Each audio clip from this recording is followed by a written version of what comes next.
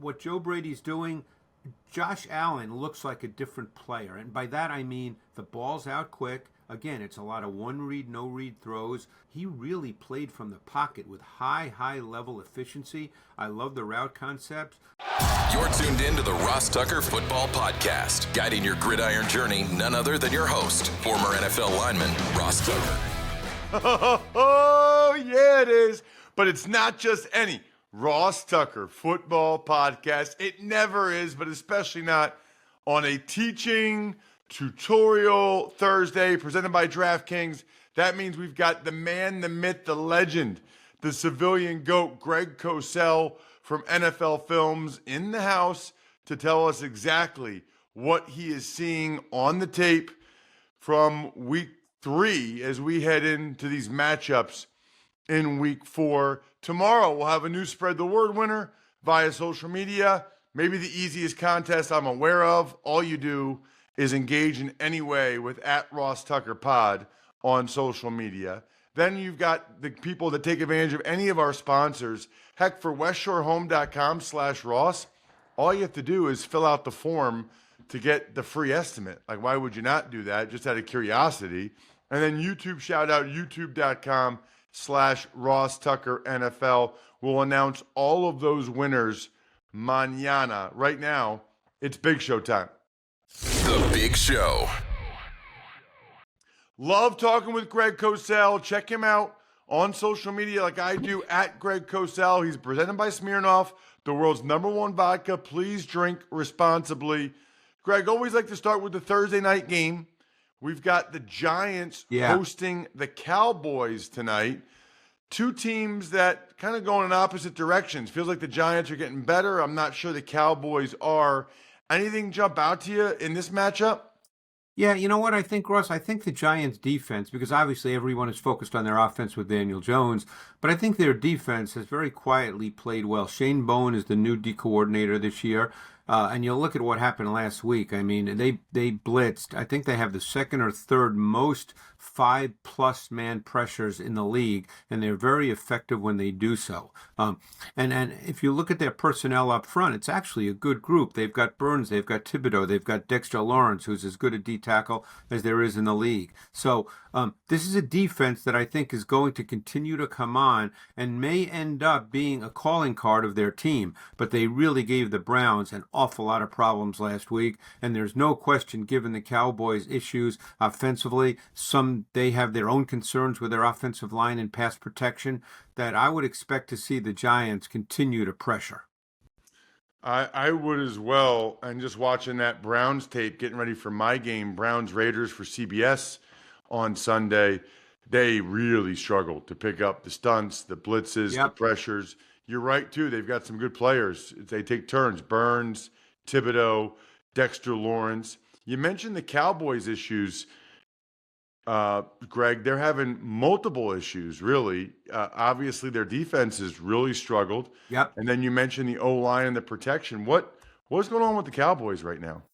Yeah, I mean, the last 3 home games, going back to last year when they lost in the playoffs to the Packers, they've been essentially blown out at home. I mean, they made the game close this week late when they just had to drop back and throw it on every play. But I think they've got some pretty obvious issues that are not, necessarily profound. They don't really have a running game, and it's just really hard to play in this league. I know everybody says it's a passing league, but this year we've seen more running than we have in recent years. The league's becoming a little more physical in the way teams are playing. Whether that continues as a trend, Ross, we'll wait and see. We've only played 3 weeks. But the Cowboys do not have any meaningful running game whatsoever. And their defense has really struggled from a physicality standpoint. You can see when you watch the tape, and I certainly don't know what's in his head, but you can look at body language. You can see that someone like Micah Parsons is frustrated. They just played the Ravens. The Ravens have a really multiple run game that includes the quarterback. They did not play the zone read well at all, which was surprising to me, given that you would think you'd have to practice that when you play Lamar Jackson. And you could see that Micah Parsons, he just wants to go. And not that he's incapable of playing physically, because he is a physical player when he wants to be, but, and I'm not just pointing him out, it was the entire front, but they're really struggling just with physicality at playing the run. Well, I can tell you this much, Greg. I know it's a new era, and I know it's 2024. If you can't run the ball and you can't stop the run, you are putting a lot of pressure on the other aspects of your team You're right. to try to win games. I don't care who we're talking about. I agree with you 100%. Speaking of defenses, yeah, I don't know. I mean, I'm curious what the tape showed you as the Bengals take on Carolina. I was really impressed with Andy Dalton and just how quick he was getting rid of the ball. Obviously, he spent so much time in Cincinnati. But the Bengals defense, Greg, they've got a bunch of good players over there. I got a lot of respect for Louis Anarumo. They couldn't slow down Jaden Daniels and the Commanders' offense at all. What are you seeing from really, I guess, both, the Bengals defensively, and what did you see from Jaden Daniels? Yeah, let's talk about Daniels. I think that this is a case to me where I feel watching the tape that the offensive staff is doing a really, really good job. Because, one thing you always want to try to do with a young quarterback, Ross, is you don't want to overload him mentally. You don't want to give him big progressions where you say, hey, start here, then come here. You want to be able to get the ball out of his hands, with a lot of what we call one read and no read throws. And I think they're doing a really, really good job with that. So what happens is he gets very comfortable early in games. We know he only threw 2 incompletions this past week. And by the way, made a couple of terrific downfield throws. But they're getting the ball out of his hands quickly. Easy reads, as I said, either no read or one read. And you get him comfortable in the game. There's a poise and composure with which he plays. And then he just feels comfortable playing. So when you call a deep shot on 2nd and 5 in the second quarter, and he makes a great throw to McLaurin for 55 yards. He feels comfortable making that throw. He put it right on him. The ball traveled 60 yards in the air, and everybody saw the winning touchdown. It was the third zero coverage call in the fourth quarter. Okay? So the Bengals came after him. You mentioned Lou Anarumo. He came after him in the fourth quarter, and this was the third zero coverage call.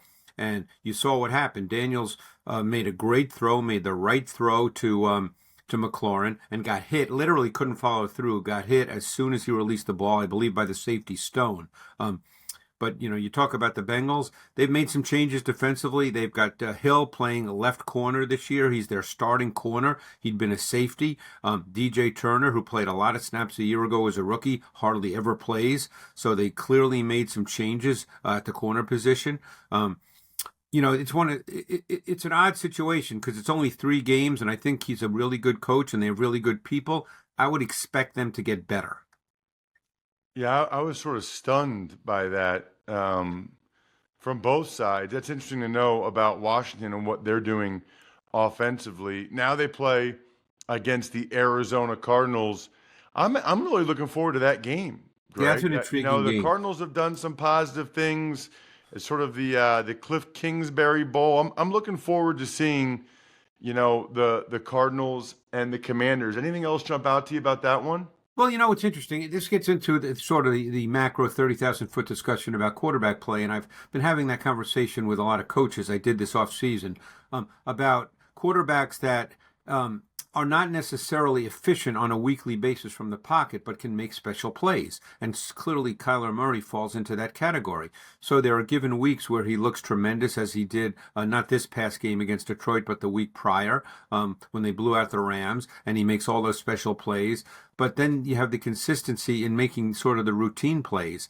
And in many ways, these are the kinds of quarterbacks that colleges are now sending to the NFL. So the question is, do we accept that? Are we lowering standards because we say, hey, these guys can make special plays, and just live with the fact that instead of trying to make them a 10 from the pocket on a scale of 1 to 10, you live with the fact that they're a 7 and that you really don't know on a week-to-week basis what they're going to give you? It's an interesting question of how do you go about coaching that. It seems to me you want to try to make everybody a 10. But on the other hand, I'm sure coaches don't want to say to someone like Kyler Murray, hey, don't move. Just stand there and throw from the pocket. And he might be an extreme example because he's 5'10" and he has trouble seeing at times.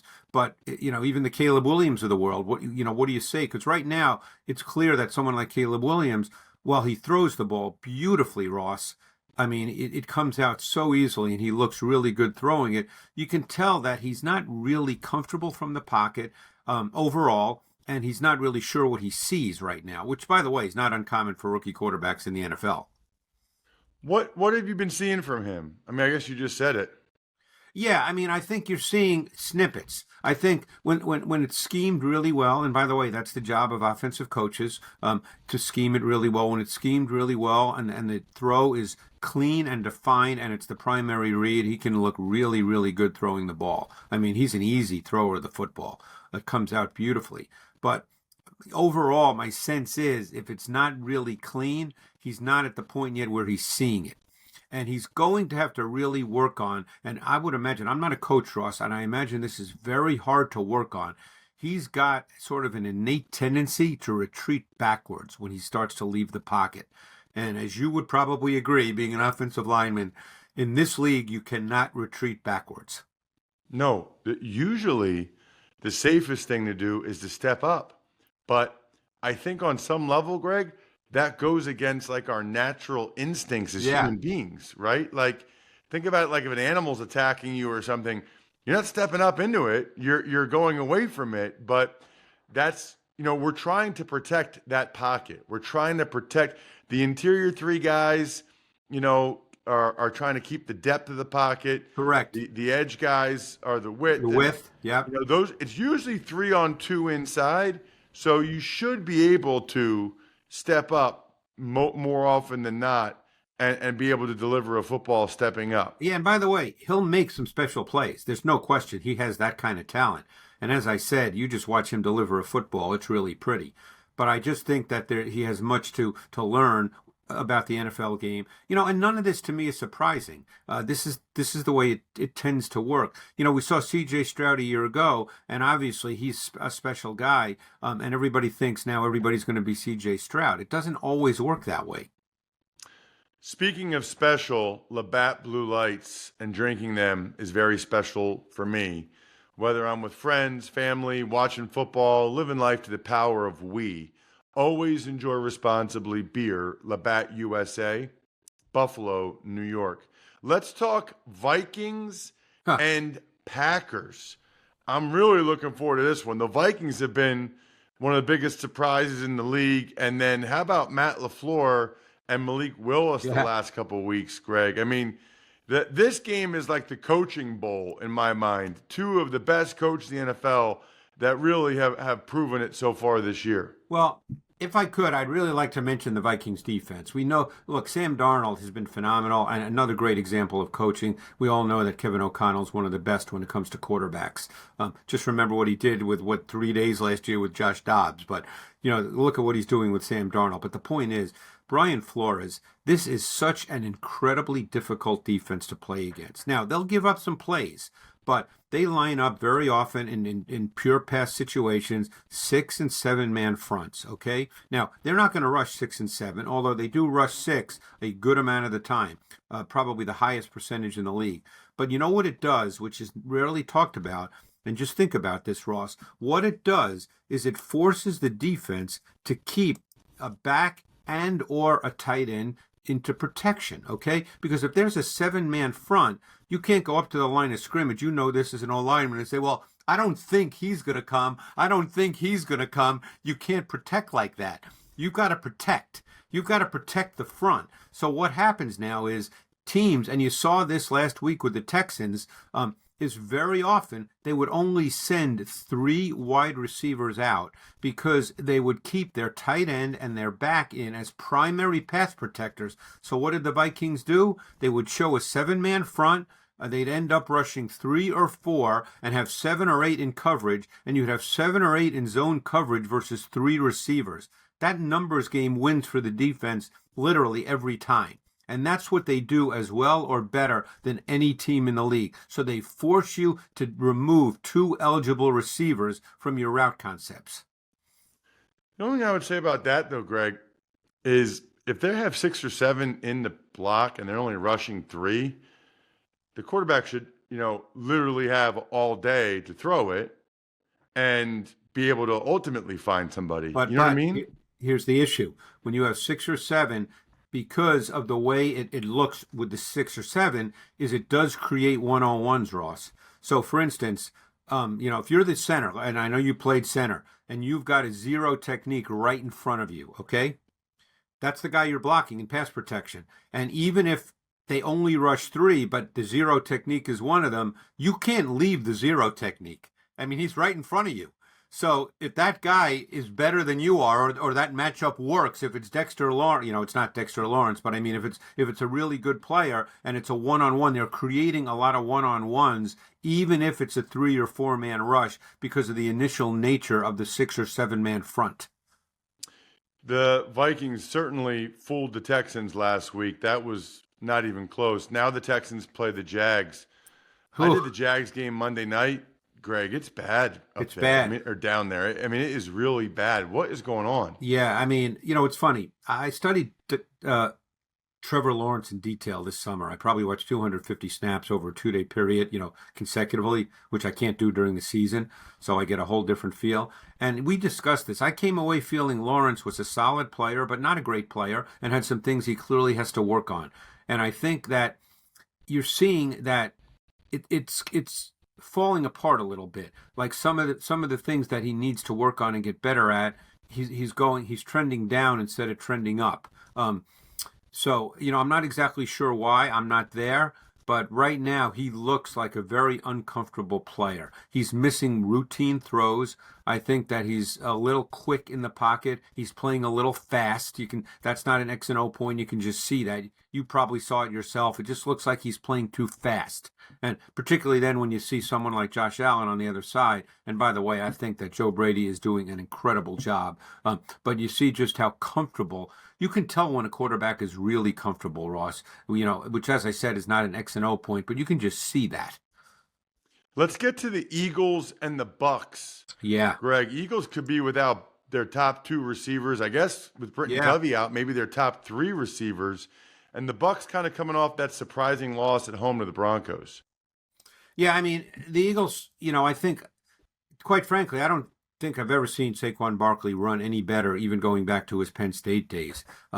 Barkley was never a great runner in confined space. He was always an explosive back who could take it to the house anytime. But I think now he has looked better than ever with quickness, with suddenness, tremendous lateral quickness in confined space. He's not slowing down. He's able to re-accelerate when he gets through the first level of the defense, and that's a really important trait. I really learned that a number of years ago from a great conversation I had with the great Fred Taylor about re-accelerating once you get through the first level. And I think Barkley is running better than he ever has, and I think that needs to be the foundation of the Eagles' offense and work off that.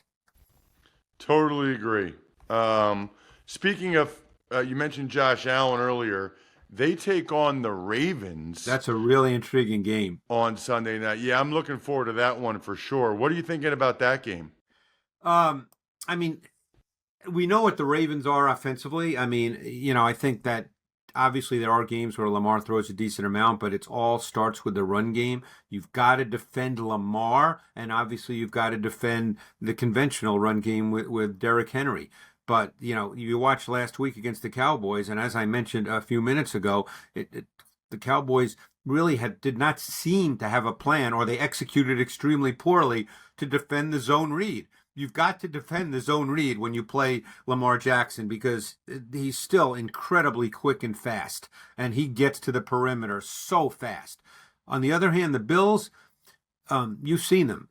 What Joe Brady's doing, Josh Allen looks like a different player, and by that I mean the ball's out quick. Again, it's a lot of one-read, no-read throws. Don't build your whole pass game on the fact that let him drop deep and run around. He can do that when necessary, and we've seen him do that. Obviously, the touchdown to Kincaid was Josh Allen being Josh Allen. But other than that, he really played from the pocket with high level efficiency. I love the route concept. I think Brady's doing a great job. Allen just looks like a comfortable player as opposed to sort of a frenetic player. And I don't mean frenetic in a bad way because there's no one better in the league at doing what Josh Allen does. But that's not the way you want to play offense and build an offense. And they've become a really interesting team to watch. It's unbelievable. I mean, the way they spread it around, and Yeah. I've done all their games so far this Oh, year, have you? Greg. Yeah. He hasn't had the last two games. He hasn't had even close to a turnover-worthy play. You know what I mean? No. Like usually he's good for a couple of those a game, and he's even like sliding, Yeah. running out of bounds. He is like a different player. He's No, like and a now more instead of mature player. It's like he got the memo. Yeah, and that's a great point, Ross. And instead of him trying to make 7 or 8 of those Josh Allen plays, now he makes 1 or 2. Like 2 weeks ago, he had that throw to Johnson, the back, down to the 1-yard line, which was a ridiculous throw. And this week he had the touchdown to Kincaid. But those are becoming a little more few and far between, Ross, as you just said. It looks now he's dropping back, delivering the football on time. What about the second Monday nighter? Not mine, the other one. Ah. Seahawks and Lions. I tell you, it's funny. The Mike McDonald defense is a lot of fun to watch. And believe it or not, the Lions and Ravens played last year. And so I went back and took a look at that because I wanted to see Mike McDonald as the D coordinator for the Ravens against that Lions defense. And then, of course, I've seen a lot of the defense of the Seahawks this year. And you see a lot of the same tools in the toolbox, Ross. They had a sack last year of Goff when he was with the Ravens. They had the exact same blitz this year and where they sacked Nix. I mean, he has the same tools. He uses them. They're really effective. And I think the Lions pass game has not quite hit its stride yet this year. You still see some individual plays, but it hasn't been as rhythmic over the course of 4 quarters as we know it can be and we've come to expect. Check him out on social media. He is the man. We do this every Thursday. He's Greg Cosell, at Greg Cosell on social. Thank you, Greg. Thanks, Ross. Appreciate it. There's no I in football. It's a we thing. An experience best enjoyed together. Smirnoff knows that. That's why it's the perfect vodka for crafting delicious cocktails, easy to make and versatile for any and all fans over 21. They got a lot of good things going. It's the world's #1 vodka. It's an official vodka partner of the NFL. It's award-winning vodka, and they started in 1864. Grab a bottle of Smirnoff at your local retailer and head to Smirnoff.com to find recipes of delicious cocktails perfect for game day. Please drink responsibly. Smirnoff #21 vodka, distilled from grain, 40% alcohol by volume. The Smirnoff Company, New York, New York. Please do not share with anyone under the legal drinking age. Tuck's Takes. All right, Ross. Start Saints center Eric McCoy. He's going to be out 6 to 8 weeks with a groin injury. Big loss. It's not good for any team to ever lose their center. We talk about that on the Even Money podcast a lot. It's a really important position along the offensive line.